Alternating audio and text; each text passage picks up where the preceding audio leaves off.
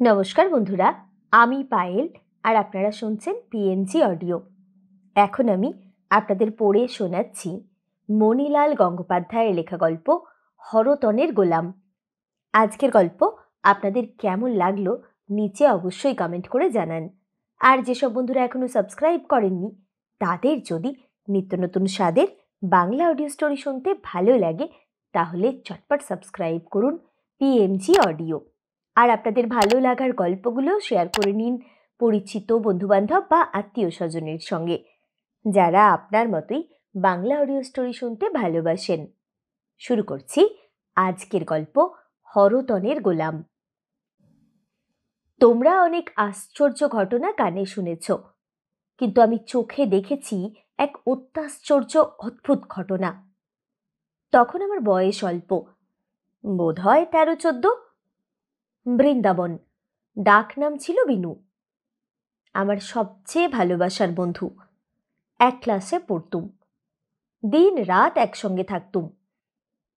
সে ছাড়া আর কারো সঙ্গে খেলতে কথা বলতে আমার ভালো লাগতো না। আমাদের কাছেই ছিল তাদের বাড়ি। তখন আমরা নতুন তাস খেলতে শিখেছি। বিনু সেবার একদিনের জন্য মামার বাড়ি গিয়ে বিন্তি খেলা শিখে এসেছিল। এসেই সে আমায় ওই খেলা শিখিয়ে দিলে। দুজনেই নতুন খেলিয়ে, কিন্তু বিনু 2-4 বাজি খেলেই পাকা ওস্তাদ হয়ে উঠল। আমি প্রায় প্রতি হাতেই তার কাছে হারতুম। কোথায় বা তাকে জিতেছি? স্কুলের লেখাপড়ার প্রাইজে, খেলাধুলোর প্রাইজে সে বরাবরই আমাকে হারিয়ে এসেছে। এমনকি নিমন্ত্রণ খেতে বসেও কোনো দিনও তাকে জিততে পারিনি। সে বরাবর আমার চেয়ে বেশি পেয়েছে। এক এক সময় সন্দেহ হতো আমার মায়ের স্নেহটিও বুঝি সে আমার চেয়ে বেশি করে জিতে নিলে। কিন্তু এতে আমার দুঃখ ছিল না, কারণ তাকে যে আমি সত্যিই ভালোবাসতুম। রোজ সন্ধ্যের পর স্কুলের পড়া শেষ করে খাওয়া দাওয়া সেরে নিয়ে আমরা দুই বন্ধুতে আমাদের সদর বাড়ির পশ্চিম কোণে ভাঙা নহবতখানার নিচের অন্ধকার ঘরটায় লুকিয়ে বসে তাস খেলতুম। এই ঘরটায় পুরাকালে কে থাকতো জানি না। এ বাড়ি যখন জমজমাট ছিল তখন হয়তো কর্তাদের সানাইওয়ালারা এখানে বসবাস করত। এখন এখানে দিনে রাতে কারো পায়ের ধুলো পড়ে না, এক চুপি চুপি আমাদের ছাড়া। এই ঘরটা আমাদের দুই বন্ধুর ভারী মনের মতো ঘর ছিল। এর মধ্যে বাড়ির ভিতরকার তাড়াহুড়ো এসে পৌঁছতে পারত না। আমরা দুজনে পায়রার খোপের মতো একটুখানি জায়গায় বেশ নির্জনে নিশ্চিন্তে মুখোমুখি বসে মনের সুখে অবিরাম গলগল করতে পারতুম। আমাদের ছুটির দিনগুলো নির্বিঘ্নে নিবিড় আনন্দে কাটত এই ঘরখানির কোলে মাথা রেখে শুয়ে। বিনু নিজের হাতে ওই ঘরের একটি কোণ পরিষ্কার পরিচ্ছন্ন করে রাখত। এর কোনো আভরণ ছিল না। এর সমস্ত অভাব ও দৈন্যকে আমরা আমাদের অন্তরের আনন্দ দিয়ে ঢেকে রেখেছিলুম। নইলে সেই কঙ্কালসার জীর্ণ অন্ধকার কোটরের মধ্যে আমাদের কচি দুটো প্রাণ কিছুতেই তিষ্ঠতে পারত না। বিনু মামার বাড়ি থেকে এক জোড়া তাস সংগ্রহ করে এনেছিল। বোধহয় তার মামাদের আড্ডার পরিত্যক্ত তাস। তাস জোড়াটা ছিল খুবই পুরনো, ভদ্র সমাজে নিতান্তই অচল। সম্ভবত তাই এত সহজে সে বেচারা ওস্তাদ খেলোয়াড়দের কড়া হাতের কঠিন চাপড় থেকে নিষ্কৃতি পেয়ে বিনুর ছোট্ট নরম হাতখানিতে এসে পড়বার সৌভাগ্য পেয়েছিল। বেচারাকে যে অনেক দিন ধরে অনেক চড়চাপড় সইতে হয়েছে সে তার চেহারা দেখলেই বোঝা যেত। কিন্তু কোন গুরুতর অপরাধে তার কানগুলো যে এমন নির্দয়ভাবে কাটা গিয়েছিল এবং কেনই বা তার বুকের ওপর আঁচড় টেনে টেনে এমন ক্ষতবিক্ষত করা হয়েছে তা আমরা বুঝতে পারতুম না। হে তার কোন পাপের শাস্তি কে জানে। তার এই জীর্ণ শীর্ণ চেহারা দেখে আমাদের কেমন মায়া করত, সেই জন্য তার উপর জোর জবরদস্তি করতে পারতুম না। একে নিয়ে অতি সন্তর্পণে খেলতুম। অনেক কাল আগে এখানেই ছিল যেন তাদের কাছে। আস্তে আস্তে তুলতুম, আস্তে আস্তে ফেলতুম, ভাজতুম খুব আলগা হাতে। খেলা শেষ হয়ে গেলে ধীরে ধীরে গুছিয়ে একখানি রুমালে মুড়ে তুলে রাখতুম অতি যত্নে। সত্যি বলছি, এই তাসকে এত ভালোবাসতুম আমরা যে এর বদলে নতুন ঝকঝকে তাস কিনে আনতে আমাদের লোভটুকু পর্যন্ত হয়নি কোনোদিনও। এই তাসের ছবি দেখে আমার মনে হতো এরা যেন এককালে এই বাড়িরই মানুষ ছিল, এখন তাস হয়ে গেছে। তোমরা হেসো না, এর হরতনের গোলামটিকে আমার মনে হতো ঠিক যেন বুড়ো ঠাকুরদার দারোয়ানে। এর ফোঁটাওয়ালা তাসগুলোও যেন কেমন এক রকমের। একদিন বিনুর সঙ্গে খেলতে খেলতে প্রদীপের ঝাপসা আলোয় এর আটা নওয়ালা দোয়ালার রঙিন ফুটকিগুলোর দিকে চেয়ে চেয়ে হঠাৎ আমার চোখ কেমন ধাঁধিয়ে যেত। মনে হতো আমি যেন তাদের ওই ফুটকিগুলোর ফাটলের মধ্যে দিয়ে কত দূর চলে গেছি, সে যেন কতকাল আগের কোনোখানে, যারা অনেক কাল আগে এখানে ছিল যেন তাদের কাছে। সেখানে কি দেখতুম কি শুনতুম মনে নেই, কিন্তু সেসব দেখে শুনে কেমন তন্ময় হয়ে যেতুম। হঠাৎ বিনুর ডাকে আবার ফিরে আসতুম। সে ধমক দিয়ে বলতো, কি বসে বসে ভাবছিস, খেল না। আমি অমনি তাড়াতাড়ি যাহুক একখানা তাস ফেলে দিয়ে খেলায় আবার মন দিতুম। কিন্তু বুকটা কেমন ছমছম করতে থাকতো, মনে হতো এ নিশ্চয়ই জাদু করা তাস।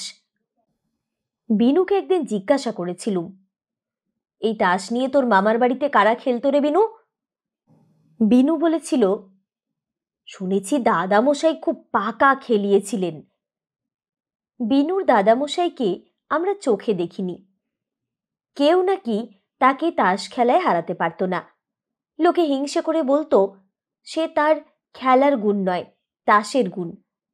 তিনি তাস গুণ করতে জানতেন। বোধহয় এ তারই আমলের তাস। বিনুর দাদামশাইকে আমরা চোখে দেখিনি, তার মামাদেরই দেখতুম খুব বুড়ো। উফ, তাহলে না জানি তিনি কত বুড়ো। এই সেই আদ্যিকালের বদ্যি বুড়োর হাতের গুণ করা তাস। এ তাস ছুঁতে বুক ছমছম করত, কিন্তু তবু ভালোবাসতুম বিনুর দেওয়া এই তাস জোড়াটাকে।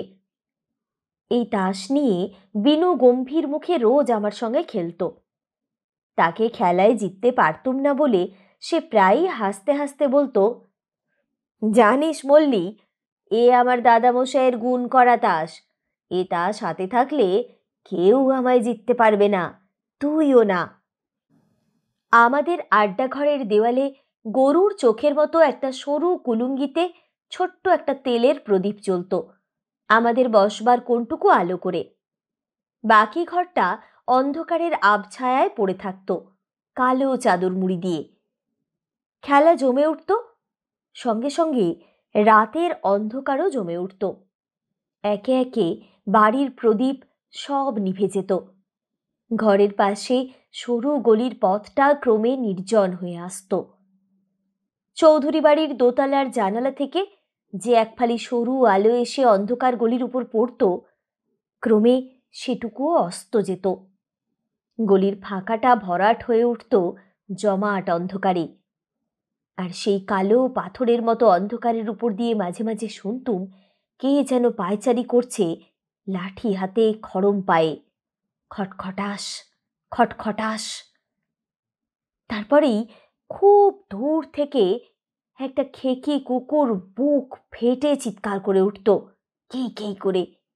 আর অমনি ঝুলের ঝালর ও মাকড়সার জাল দিয়ে ঘেরা আমাদের ঠাকুরদার আমলের পুরনো ঠাকুর দালানের কালপ্যাঁচা ও চামচিকে বাদুড়গুলো অন্ধকারের মধ্যে কখনো হুস কখনো হিস শব্দে তাদের বাচ্চাগুলোকে সাবধান করে দিত, এবং মাঝে মাঝে ফটফট করে হাততালির আওয়াজে কাকে যেন আমাদের ঘরের দিকে তাড়িয়ে দিত। ওই বুঝি সে এলো। এই ভাবতে ভাবতে আমার সর্বাঙ্গ অসাড় হয়ে আসত, হাতের তাস মাটিতে নামতো না।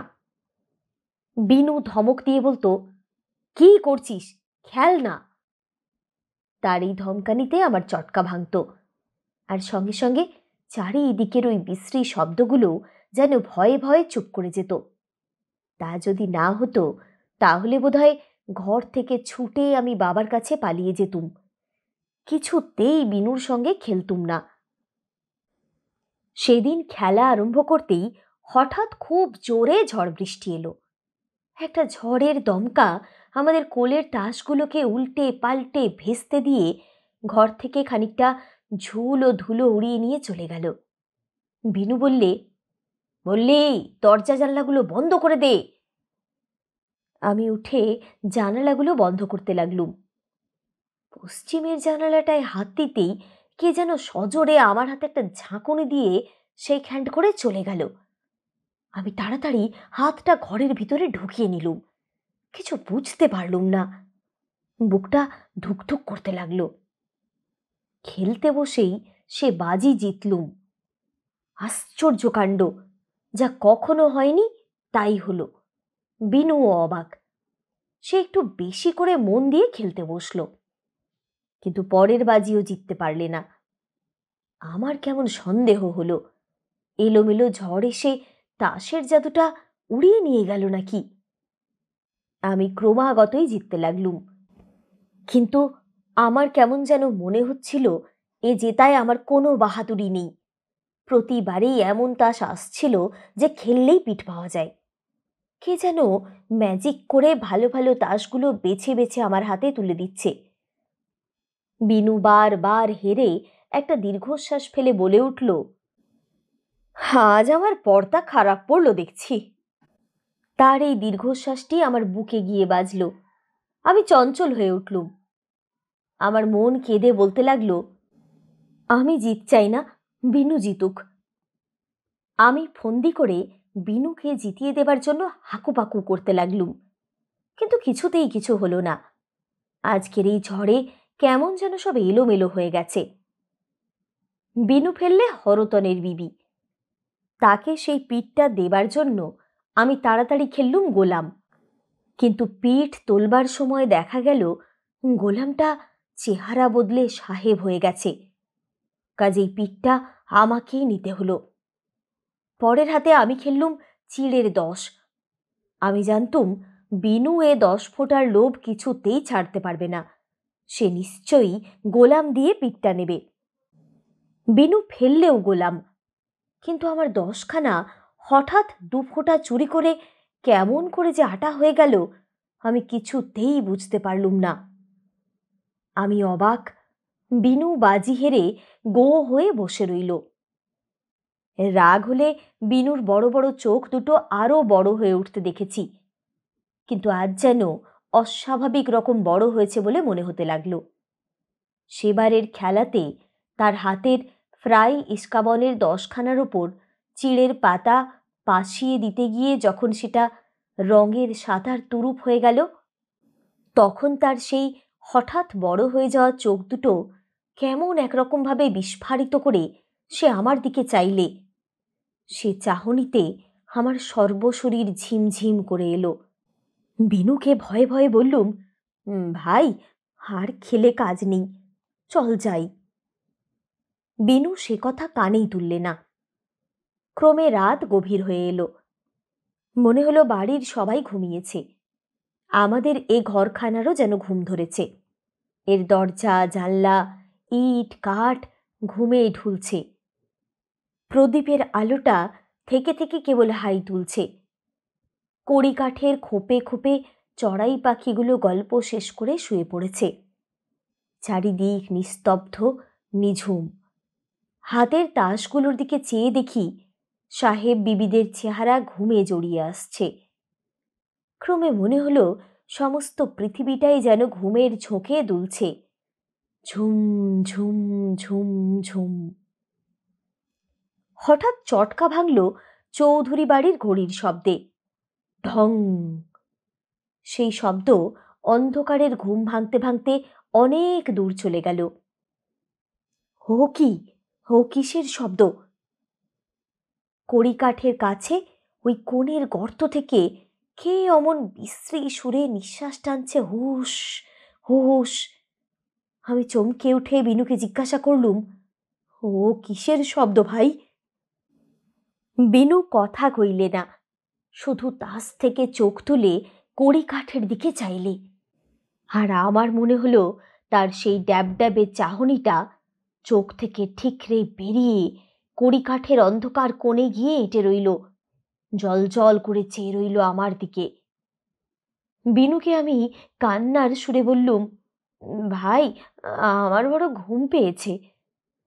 বিনু বললে, আচ্ছা আর দুহাত খেল।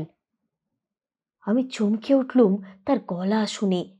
কি গভীর আওয়াজ! এ তো বিনুর গলা নয়। কে তার গলার ভিতর থেকে কথা কইলে? কোনো রকমে এই 2 হাত খেলা এখন শেষ করতে পারলে বাঁচি। কোনো দিকে কান দেবার, কোনো দিকে চোখ দেবার আমার আর সাহস হচ্ছিল না। ইচ্ছে হচ্ছিল এই তাস দিয়ে চোখ কান ঢেকে ফেলি। আমার খুব চোখের কাছে তাস এনে এক মনে খেলতে লাগলুম। সে হাত বিনু খেলেছিল রঙের নওলা, আমার হাতে গোলাম ছিল, কিন্তু পিঠ নেবার ইচ্ছে ছিল না। কি করে লুকোলে বিনু সেটা ধরতে পারবে না ভাবছি।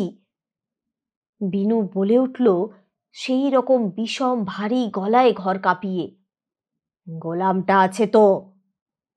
ভয় হলো ধরা পড়ে গেছি। বাঁ হাতের তাসের শাড়ি থেকে চট করে হরতনের গোলামটা তুলে নিয়ে হরতনের নওলার উপর ফেলতে গিয়ে দেখি সামনে নওলা নেই, বিনুও নেই। হ্যাঁ, বুকটা ধক করে উঠল। এপাশ ওপাশ চেয়ে দেখি শুধু বিনু নয়, একখানি তাসও নেই। বো করে মাথাটা ঘুরে গেল, চোখে অন্ধকার দেখলুম, গা হাত পা ঝিমঝিম করতে লাগলো। ঘরের 4 কোণ থেকে 4টে বিকট হাসি খিলখিল শব্দে ছুটে বেরিয়ে গেল। আর উপরের নহবতখানা থেকে ঢাক ঢোল কাশি বাঁশি সব একসঙ্গে বেজে উঠল। আমি কাঁপতে কাঁপতে মাটিতে শুয়ে পড়লুম। মনে হলো আমার হাত পায়ের সমস্ত খিল যেন আলগা হয়ে গেছে। উঠে হেঁটে পালাবার আর উপায় নেই। আমার কান্না আসতে লাগলো। বিনু, আমার বিনু কোথায় গেল? উপর থেকে ভাঙা কাশিখানা ফাটা আওয়াজে বলতে লাগলো, কই না না, কই না না। আমি খুব চেঁচিয়ে ডাকলুম, বিনু, বিনু। কিন্তু আমার গলার স্বর মুখ দিয়ে না বেরিয়ে পেটের ভিতরে চলে গেল, ঘুরতে ঘুরতে গো গো শব্দে। একবার আশা হলো বিনু হয়তো বাইরে গেছে, এখনই আসবে। কিন্তু বাঁ হাত থেকে ডান হাতে তাসটা নিয়েছি মাত্র। এইটুকু সময়ের মধ্যে সে এত বড় ঘর পেরিয়ে বাইরে গেল কেমন করে? হয়তো আমি অন্ধকারে দেখতে পাইনি, তাই হবে। এই মনে করে দরজার দিকে এগিয়ে গেলুম। কিন্তু গিয়ে দেখি, এ কি! যেমন খিল বন্ধ করেছিলুম ঠিক তেমনই আছে। তবে সে কেমন করে বাইরে গেল? হঠাৎ মনে হলো বিনু আমাকে ভয় দেখাবার জন্য এই ঘরের মধ্যে লুকিয়ে নেই তো। কিন্তু কোথায় লুকোবে? ঘর যে ফাঁকা, আসবাবের মধ্যে একটা ভাঙা আলমারি মাত্র, তার পেছনে বড়জোর আঙুল 5 জায়গা, তার মধ্যে একটা মানুষ থাকতে পারে না। তবু সেখানটা একবার দেখলুম। ঘরের এ কোণ ও কোণ, এধার ওধার প্রদীপ ধরে দেখলুম তন্ন তন্ন করে, কিন্তু সে কোথাও নেই, কোথাও নেই। কতক্ষণ পড়ে পড়ে কেঁদেছিলুম জানি না। যখন ঘর থেকে বেরিয়ে এলুম তখনও কান্নার জলে চোখ আমার ঝাপসা। রাত তখন নিশুতি, চারিদিক নিঝুম, কেউ কোথাও নেই। কেবল আমাদের 3 মহল প্রকাণ্ড বাড়িখানা দেখলুম ভয়ঙ্কর আতঙ্কে কাঠ হয়ে দাঁড়িয়ে আছে, যেন তার সর্বাঙ্গে কাঁটা দিয়ে উঠেছে। চৌধুরীদের চৌতলার চিলের ছাদটা আমাদের দিকে এতখানি গলা বাড়িয়ে জিজ্ঞাসা করলে, কি হলো রে, কি হলো, কোথায় গেল? পশ্চিম কোণের ঢ্যাঙ্গা সুপারি গাছটা কিছু না বলে শুধু ডিঙ্গি মেরে আকাশের দিকে মুখ তুলে ইশারায় দেখিয়ে দিলে আমাদের বাড়ির ঠিক মাথায় একটা মস্ত বড় কালো পাখি তাসের মতো নানা রঙে চিত্র বিচিত্র করা ডানা মেলে মেঘের ধার দিয়ে অন্ধকারে ভেসে চলেছে, কাকে ঠোঁটে নিয়ে যেন। তাই দেখে চারিদিক থেকে চাপা গলায় সবাই বলে উঠল, হা হা হা। অমনি আমার বুকের ভিতরটা বলে উঠল, হা হা হা, বিনুকে ওরা ভেলকিবাজিতে উড়িয়ে নিয়ে গেল। ভাবতে ভাবতে আমার চোখের সামনে থেকে যেন সব একে একে মুছে আসতে লাগলো। পায়ের তলা থেকে পৃথিবীটা ধীরে ধীরে সরে যেতে লাগলো। আমি যেন একটা অতল অন্ধকারের মধ্যে ডুবতে লাগলুম, পলে পলে, তালে তালে।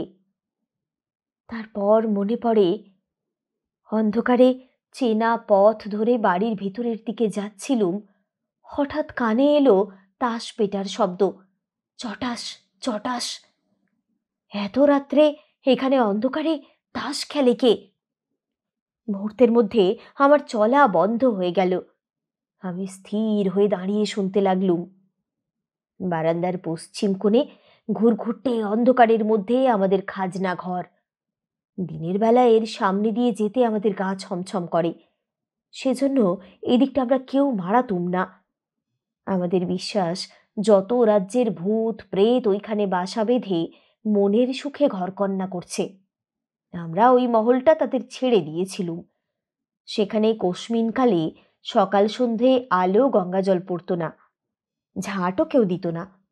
এই খাজনা ঘর যে কতকালের তা কেউ জানে না। বাড়ির মধ্যে সবচেয়ে পুরনো এই জায়গাটা। শোনা যায় ঠাকুরদাদার যিনি ঠাকুরদাদা ছিলেন, তার আমলে জমিদারি খাজনা এলে এই ঘরে গচ্ছিত রাখা হতো, মাটির তলায় একটা চৌখুপির মধ্যে। সরু সুড়ঙ্গের মতো এই ঘর, সামনে মোটা মোটা লোহার গরাদে দেওয়া খাঁচার মতো দরজা, পিতলের শিকল দিয়ে আষ্টে পৃষ্ঠে জড়ানো। সামনে দাঁড়ালে একটা স্যাঁতস্যাঁতে পচা গন্ধ নাকে আসে, আর চোখে পড়ে কালিঝুলি মাখা একটা অন্ধকারের কুণ্ডলী, দিন রাত ঘূর্ণির মতো ঘুরছে। এই ঘর কতকাল যে খোলা হয়নি তার ঠিক নেই। খোলবার দরকার হয়নি, কারণ বহুদিন হলো আমাদের সে জমিদারি নেই, তার খাজনাও আর আসে না। ঠাকুরমার মুখে গল্প শুনেছি, আমার ঠাকুরদাদার যিনি ঠাকুরদাদা ছিলেন, তার অগাধ টাকা ছিল। একটা রাজরাজড়ারও তেমন থাকে না, কিন্তু তিনি ভারী কৃপণ ছিলেন। একটা পয়সাও কাউকে প্রাণ থাকতে দিতে পারতেন না, এমনকি নিজের ছেলে মেয়েকেও নয়। তিনি কেবল টাকার পর টাকার রাশ জমা করে চলতেন। লোকের টাকা খরচ করে নাম কেনে। তিনি টাকা না খরচ করার বাহাদুরিতে লোকের কাছে খেতাব পেয়েছিলেন। টাকার উপর তার এমন মায়া ছিল যে পাছে মারা যাবার পর তার টাকা খরচ হয়ে যায়, এই ভয়ে তিনি তার যথা সর্বস্ব যখের হাতে সমর্পণ করে যান, যার কাছ থেকে একটি কানা কড়িও বার হবার জো নেই। এই যখের কাহিনী একটা মস্ত বড় গল্প। কেমন করে একটি সুন্দর 9 বছরের ছেলেকে মিঠাই ও খেলনার লোভ দেখিয়ে তার বাপ মায়ের কাছ থেকে চুরি করে আনা হয়, কেমন করে তাকে লাল চেলি পরিয়ে কপালে সিঁদুরের ফোঁটা দিয়ে ওই অন্ধকার খাজনা ঘরের তলায় বন্ধ চৌখুপির মধ্যে, যেখানে কেবল ঘড়া ঘড়া টাকা সাজানো আছে, আর কিচ্ছু নেই, আর কেউ না, না বাপ, না মা, না আলো, না বাতাস, সেইখানে একলাটি বসিয়ে রেখে তারপর ওই চৌখুপিতে ঢোকবার পথটা 10 মণ পাথর দিয়ে চিরদিনের মতো বুঝিয়ে দেওয়া হয়। সে কথা শুনতে শুনতে আমার চোখে জল আসত, বুক দূর দূর করত, আর ঠাকুরদাদার সেই পাষণ্ড ঠাকুরদার ওপর রাগ হতো। ঠাকুরমা বলতেন, আহা, ওই সুন্দর 9 বছরের ছেলেটি কত কেঁদেছে, বাবা বাবা করে বুক ফেটে কত চেঁচিয়েছে, তেষ্টায় 1 ফোঁটা জলের জন্য ছটফট করেছে, তবু কেউ তাকে ওই চৌখুপির দরজা খুলে দেয়নি। শুনে আমার গলা কাঠ হয়ে আসত। তারপর খিদে তৃষ্ণায় ভয়ে কাতরাতে কাতরাতে বেচারা কখন যে হাঁকিয়ে মরে গেছে সে হয়তো নিজেই বুঝতে পারেনি। এখন সে জখ হয়ে আছে, ওইখানে বসে বসে কেবল টাকার ঘড়া আগলাচ্ছে। কারো সাধ্য নেই যে ওই টাকা সেখান থেকে নিয়ে আসে। আমার ঠাকুরদাদার বাবা নাকি একবার চেষ্টা করেছিলেন, কিন্তু বেশি দূর যেতে হয়নি। মেঝের পাথরে একটিমাত্র শাবলের ঘা দিতেই তিনি গো গো করতে করতে অজ্ঞান হয়ে পড়েন। 3 দিন তার কাঁপুনি ছিল, 7 দিন তার মুখে রা ছিল না। কেন যে এমন হলো কেউ জানে না। তিনি নিজেও কিছু বলেননি, কারো সাহসও হয়নি জিজ্ঞাসা করতে। সেই থেকে ওই ঘরের দিকে আর কেউ যায় না। মনে হলো ওই খাজনা ঘর থেকেই যেন তাস খেলার শব্দ পেলুম। যদিও ওদিকে যেতে বুক দূর দূর করতে লাগলো, কিন্তু বিনুর জন্য না গিয়ে পারলুম না। যদি সে ওখানে থাকে, যদি সে আমায় দেখতে পেয়ে ছুটে আসে। বুকটা 2 হাতে চেপে খাজনা ঘরের সামনে গিয়ে দাঁড়ালুম। লোহার গরাদ দেওয়া দরজা দিনের বেলা শেকল দিয়ে বাঁধা থাকে, কিন্তু এখন দেখলুম খোলা। অন্ধকারে চোখে কিচ্ছু দেখা গেল না, কিন্তু কানে শোনা গেল কারা দুজন যেন দরজার 2 ধার থেকে সজোরে ছুটে এসে মাথায় মাথায় অনবরত ঠোকাঠুকি করছে, ধুম ধুম ধুম। আমার কেমন যেন মনে হলো এইখানকার এই অগাধ সম্পত্তি, এই যখের ধন কে নেবে তাই নিয়ে 2 ভূতেই লড়াই চলেছে। আমি এক মনে এদের লড়াইয়ের তাল গুনছি। হঠাৎ বিনুর মতোকার গলা শুনতে পেলুম। সে বলছে, বিবির চেয়ে রঙের গোলাম বড়। আর একজন কেউ সরু গলায় বলে উঠল, দূর্বোকা, কখনো হয়? গোলাম হলো সাহেব বিবির চিরকেলে কেনা গোলাম, হলোই না হয় সে রং মেখেছে। গোড়ায় গোড়ায় আমিও একদিন বিনুকে বলেছিলুম, গোলাম কেন বিবির চেয়ে বড় হবে বিনু? বিনু বলেছিল, এই রকম যে নিয়ম। আজও আবার সেই কথা উঠেছে। এও তাহলে আমাদের মতো নতুন খেলিয়ে দেখছি। আবার শুনলুম, তুই কিছুই খেলতে পারিস না, মল্লি তোর চেয়ে ঢের ভালো খেলে। বিনু আমায় ডাকতো মল্লি বলে। মনে হলো আমার যখন নাম করছে হে তখন নিশ্চয়ই বিনু। বিনুর গলায় আমার নাম শুনে ওই ঘরের মধ্যে ছুটে যাবার জন্য আমার প্রাণটা আকুলি বিকুলি করতে লাগলো, কিন্তু পারলুম না। ভয় হলো পাছে ওই দুটো পাগলা ভূতের মাথা ঠোকাঠুকির মধ্যে পড়ে থেতলে যাই। আমি চুপ করে সেখানে দাঁড়িয়ে রইলুম। হঠাৎ অন্য লোকটা চেঁচিয়ে উঠল, হরতনের গোলাম কোথায় গেল? হরতনের গোলাম? ভারী আশ্চর্য, এই ছিল এই নেই, চোখের পাতা ফেলতে না ফেলতেই উড়ে গেল। আমার ভারী হাসি পেল। ওই জাদু করা তাস এদের সঙ্গেও জাদু খেলছে দেখছি। বিনু বলে উঠল, হরতনের গোলাম সে তো মল্লির হাতে। আমি নিজের হাতের দিকে চেয়ে দেখি, সত্যিই তো সেই হরতনের গোলাম যা দিয়ে বিনুর নওলার পিঠ নিতে গিয়েছিলাম, সেখানা আমার হাতেই রয়েছে তো। অন্য লোকটা বলে উঠল, কই হ্যাঁ, মল্লি বাবু কো পকড় লে আও। সেই শুনে আমি তাড়াতাড়ি হরতনের গোলামখানা খাজনা ঘরের ভিতরে ছুঁড়ে দিয়ে এক ছুটে নিজের শোবার ঘরে পালিয়ে এলুম। ঘরে এসেও ভয়ে বুকটা ধকধক করতে লাগলো। এই বুঝি সে এসে আমায় জাপটে ধরে নিয়ে যায়। আমি পা থেকে মাথা পর্যন্ত চাদর মুড়ি দিয়ে মরার মতো পড়ে রইলুম। খানিকক্ষণ কেউ এলো না। তারপর কে একজন খসখস শব্দে বারান্দা দিয়ে চলে গেল। বোধহয় আমার ঘর চিনতে পারলে না। আমি হাঁপ ছেড়ে বাঁচলুম। নিশ্চিন্ত হয়ে পাশ ফিরতে যাচ্ছি, এমন সময়ে কে আবার তড়াক করে লাফিয়ে আমার বিছানায় উঠল। আমি ভয়ে কাঠ। যে এলো সে খানিক বিছানার এদিক ওদিক ঘুরে ঘুরে আমার গা শুকে শুকে বেড়াতে লাগলো। তারপর আমার মাথার কাছে এসে মুখ ঢাকা চাদরখানা ধরে সজোরে টানতে লাগলো। মুখ খুলে দেখবে। ওরে বাবারে! আমি প্রাণপণে চাদরখানা আঁকড়ে ধরে রইলুম, কিছুতেই মুখ খুলতে দিলুম না। তারপর সে পায়ের দিকে গেল। তার নিঃশ্বাসের হাওয়ায় আমার পা দুখানা ঠান্ডা হিম হয়ে এলো। আমার পা ধরে হিড় হিড় করে টেনে নিয়ে যাবে না তো? ভয়ে পা গুটিয়ে নেবার চেষ্টা করতে লাগলুম, পারলুম না। খানিকক্ষণ সে চুপ করে রইল, বোধহয় কি ভাবলে। তারপর আমার পাশে এসে ধূপ করে শুয়ে পড়ল।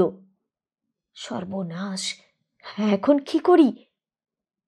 কিন্তু ঠিক সেই সময়ে আমার পুষি বিড়ালটা ম্যাও শব্দে ডেকে উঠতেই সে তড়াক করে বিছানা থেকে লাফিয়ে পালিয়ে গেল। পুষিকে কাছে পেয়ে আমার ভয় অনেক ভেঙে গেল। তখন আবার বিনুর ভাবনা এলো, তাহলে সত্যিই কি বিনুকে ওরা ওইখানেই ওই চৌখুপির মধ্যে নিয়ে গেল? সেখান থেকে সে পালিয়ে আসবে কি করে? এইসব ভাবছি, হঠাৎ কে কানের কাছে মুখ এনে খুব চুপি চুপি ডাকলে, মল্লি, ভাই মল্লি, বিনুর কাছে যাবে? বিনুর কাছে। আমি ধড়মড় করে উঠে বসলুম। বিনুর কাছে যাবার জন্য বুকটা লাফিয়ে উঠল, কিন্তু ভারী ভয় হতে লাগলো, যদি আর ফিরে আসতে না পারি। সে তখন বললে, ভয় কি, চলো না, বিনু তোমার জন্য বড় কাঁদছে। বিনুর কান্নার কথা শুনে আমার বুক ফেটে যেতে লাগলো। আমি ফোপাতে ফোপাতে বলতে লাগলুম, ওগো, তোমার দুটি পায়ে পড়ি, বিনুকে এবার ফিরিয়ে এনে দাও। বিনুর জন্য আমার বড্ড মন কেমন করছে। আমার কান্না শুনে সে চুপি চুপি ঘর থেকে বেরিয়ে গেল। যাবার সময় দেখলুম একটা মস্ত পাগড়িওয়ালা চেহারা, ঠিক যেন হরতনের গোলাম। এই হরতনের গোলামটিকে তাসের মধ্যে সবচেয়ে আমি বেশি ভালোবাসতুম। আমাদের বাড়িতে যে বুড়ো থুরথুরে দারোয়ান ছিল ঠাকুর দাদার আমলের, তাকে খুব ছেলেবেলায় দেখেছিলুম। অল্প অল্প তার চেহারা মনে পড়ে, কিন্তু বেশ মনে আছে রোজ সকালে সে একটি করে রসমুন্ডি আমায় খাওয়াতো। কি মিষ্টি লাগতো সেই রসমুন্ডি, এখনো যেন তার স্বাদ মুখে লেগে আছে। আমার মনে হলো এই হরতনের গোলাম যেন সেই বুড়ো দারোয়ান, এখন তাসের ছবি হয়ে গেছে। সে বোধহয় আমার কান্না দেখে লাঠি হাতে বিনুকে খুঁজে আনতে গেল। আবছায়ার মতো মনে পড়ে ছেলেবেলায় আমার পুষি বিড়ালটা হারিয়ে যেতে আমার কান্না দেখে সে এমনি করে একদিন তাকে খুঁজে আনতে বেরিয়েছিল। কতক্ষণ হয়ে গেল, ঘরের ঘড়িটা টকটক শব্দ করতে করতে কত দূর চলে গেল। মনের মধ্যে কত ভাবনা এলো গেল, তবু বিনু এলো না। সে কি আর আসবে? ওই ভয়ঙ্কর চৌখুপি ঘর, যার সামনে দুটো ভীষণ ভূত মাথা ঠোকাঠুকি করছে অনবরত, সেখান থেকে বিনুকে কে উদ্ধার করে আনবে? ভাবতে ভাবতে আমার শরীর এলিয়ে আসতে লাগলো, চোখের পাতা জড়িয়ে আসতে লাগলো। কপালে কে যেন নরম ঠান্ডা হাত বুলিয়ে দিলে, আর অমনি এক নিমেষে মনে হলো আমি যেন একখানা তাসের ওপর শুয়ে কোথায় চলেছি, হাওয়ার সঙ্গে ভেসে ভেসে। তাসখানা ভাসতে ভাসতে এসে আমায় একটা চারিদিক আটা অন্ধকার ঘরের মধ্যে নামিয়ে দিলে। দেখলুম সেই অন্ধকারে বসে দুজন এক মনে তাস খেলছে, বিনু আর একটি ছোট ছেলে, সুন্দর দেখতে, থোকা থোকা কোকড়া চুল চাঁদের মতো কপালের ওপর ছড়িয়ে পড়েছে, ঠিক যেন বিনুর ছোট ভাইটি। বিনু তার সঙ্গে তাস খেলতে লাগলো, আমার দিকে একবার চেয়েও দেখলে না। আমার ভারী রাগ হলো, হিংসেও হলো, এরই মধ্যে এর সঙ্গে এত ভাব। আমি মুখ গোঁ করে রইলুম। ছেলেটি একবার তাস থেকে মুখ তুলে মিষ্টি সুরে জিজ্ঞাসা করলে, এ কে বিনু? বিনু গম্ভীর গলায় বললে, ও মল্লি। সে বললে, বেশ হলো, আমরা তিনটি ভাইয়ে কেমন একসঙ্গে এখানে থাকবো। আমি রেগে চিৎকার করে উঠলুম, না না, আমি এখানে কিছুতেই থাকবো না। অমনি হরতনের গোলাম এসে আমায় পিঠে করে তুলে নিলে। বিনু সেটার ওপর লাফিয়ে চড়তেই সেখানা ভারী হয়ে মাটিতে পড়ে গেল। মজা দেখে ছেলেটা খিলখিল করে হেসে উঠল। বিনু বললে, দাঁড়া, আমরা তিনজনেই একসঙ্গে যাব। বলে সে ছেলেটির কানে কানে কি বললে। ছেলেটি বললে, চল যাই। কিন্তু উঠে দাঁড়াতে গিয়েই ধুপ করে পড়ে গেল। দিন রাত এক জায়গায় বসে থেকে থেকে তার পা অসাড় হয়ে গেছে। বিনু তাকে কোলে তুলে নিয়ে সোজা হয়ে দাঁড়ালো। তাসগুলোকে কি বললে তারা, ফরফর করে উড়ে এসে পাখির মতো ডানা ছড়িয়ে দাঁড়ালো। আমরা উড়তে যাচ্ছি, এমন সময়ে কড়িকাঠ থেকে দুটো কালো চামচিকে এসে তাসগুলোর ওপর ঝাঁপিয়ে পড়ল। তারপর দুই দল যা যুদ্ধ, আঁচড়া আঁচড়ি, কামড়া কামড়ি। আমি ভয়ে ঠকঠক করে কাঁপতে লাগলুম। চারিদিক থেকে অন্ধকারগুলো ছুটে এসে আমাদের সামনে তালগোল পাকিয়ে পথ আটকে দাঁড়ালো, যেন আমরা পালাতে না পারি। ছেলেটি কাঁদো কাঁদো হয়ে বললে, বিনু, দেখছিস তো, এরা আমায় যেতে দেবে না। তোরা কেন প্রাণে মরবি, পালা। বিনু বললে, না ভাই, তোকে ছেড়ে কিছুতেই যাব না। চামচিকে দুটো তাই শুনে ফ্যাঁস করে উঠল। এমন সময়ে হরতনের গোলামটা ছুটে গিয়ে একটা চামচিকের পেটে সজোরে একটা ঘুষি বসিয়ে দিলে। চামচিকেটা তার ধারালো নখ দিয়ে হরতনের গোলামখানাকে আঁকড়ে ধরে মাটিতে গড়িয়ে পড়ল। আর সেই ফাঁকে অন্য তাসগুলো আমাকে নিয়ে উড়ে পালালো। বিনু আর সেই ছেলেটি দেখলুম সেই ঝটাপটির মধ্যে হিমশিম খাচ্ছে। আমি তাসের উপর থেকে হাত বাড়িয়ে বিনুকে ডাকতে লাগলুম, বিনু, হায় হায়। বিনু আমার দিকে ফিরেই চাইলে না, ছেলেটাকে নিয়ে ব্যস্ত হয়ে রইল। আমার কান্না পেতে লাগলো। তাসগুলো উড়তে উড়তে এসে আমাকে বিছানায় ফেলেই উড়ে গেল, বোধহয় বিনুদের উদ্ধার করতে। তারপর কি হলো জানি না। মল্লি, মল্লি। আমি ধর্মর করে উঠে বসলুম। ঝড়ের মতো ধাক্কা দিয়ে কে ঘরের মধ্যে ঢুকলো। সকালের আলোয় ঘরটা আলো হয়ে উঠল। মনে হলো যেন একটা প্রকাণ্ড দুঃস্বপ্ন কেটে গেল। আমি ছুটে গিয়ে দুই হাতে বিনুর গলা জড়িয়ে ধরলুম। বিনু, এসেছিস ভাই, এসেছিস? সে বললে, আসবো না তো কি, তুই স্টুপিড, এত বেলা অবধি ঘুমোচ্ছিস কেন? আমি বললুম, কখন এলি ভাই? সে বললে, অনেকক্ষণ, তোকে ডেকে ডেকে আমার গলা চিরে গেল। তোর আজ হয়েছে কি? চোখ অমন রাগা কেন? আমার ধাঁধা লাগলো। বিনু তো সবই জানে, তবে এমন আশ্চর্য হচ্ছে কেন? আমি আমতা আমতা করে বললুম, কাল রাত্রে তুই খেলতে খেলতে হঠাৎ এমন অন্তর্ধান। সে বাধা দিয়ে বললে, আমি কেন অন্তর্ধান হতে যাব? তুই তো খেলা ফেলে চোখ মুছতে মুছতে ঘর থেকে বেরিয়ে গেলি। আমার আরো ধাঁধা লাগলো। এ কি ঘুমের ঝোঁকে সবই স্বপ্নের মতো দেখলুম? কিন্তু এত যে কাণ্ড, সে সবই স্বপ্ন। ইচ্ছে হচ্ছিল আগাগোড়া সব কথা বিনুকে খুলে বলে হেয়ালিটা পরিষ্কার করে নিই, কিন্তু পারলুম না। দিনের আলোয় কথাগুলো এমন অদ্ভুত বোধ হতে লাগলো যে বলতে লজ্জা হলো। আমার ভূতের ভয়ের জন্য বিনু যা ঠাট্টা আমায় করে। বিনু বললে, কি ভাবছিস, চল বাইরে যাই। আমরা দুই বন্ধুতে আমাদের সেই বাইরের ঘরে গিয়ে দেখি ঘরময় তাস ছড়ানো, সমস্ত দেহ তাদের ক্ষতবিক্ষত।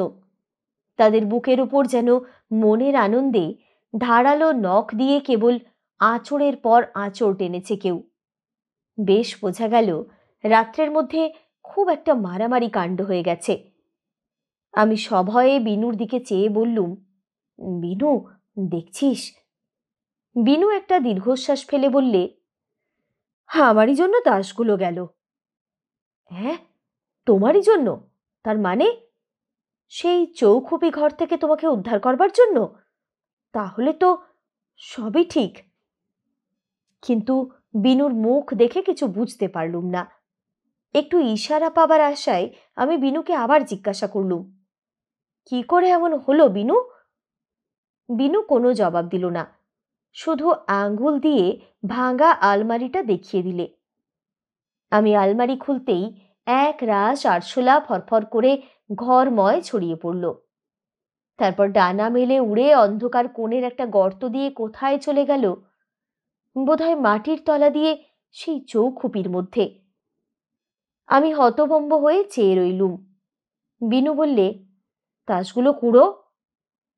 আমি তাসগুলো কুড়িয়ে গুছিয়ে দেখি সবই আছে, কেবল একখানা নেই, সেই হরতনের গোলাম। তবে এই তো ঠিক মিলছে, সেই হরতনের গোলাম, যাকে নিয়ে কাল রাত্রের ওই সমস্ত অদ্ভুত ঘটনার উৎপত্তি, সে নেই কেন? সে গেল কোথায়? সে কোথায় আছে আমি জানি। সে আছে সেইখানে, সেই চারিদিক বন্ধ চৌখুপির মধ্যে, যেখানে সেই 9 বছরের সুন্দর ছেলেটা চিরদিন একা অন্ধকারে বসে আছে। কালকের সব কাণ্ড বিনু নিশ্চয়ই ভুলে গেছে। সকালে ঘুম থেকে উঠে তার আর কিছুই মনে নেই। তার যে ঘুম, এমন তো আমারও এক একদিন হয়। রাতের ঘটনা স্বপ্ন দেখার মতো সকালে সব ভুলে যাই। কাল রাত্রে আমি যদি ঘুমিয়ে পড়তুম, তাহলে আমিও হয়তো সব ভুলে যেতুম। আজ সকালে উঠে অবাক হয়ে ভাবতুম, তাই তো, হরতনের গোলাম বেচারা গেল কোথায়?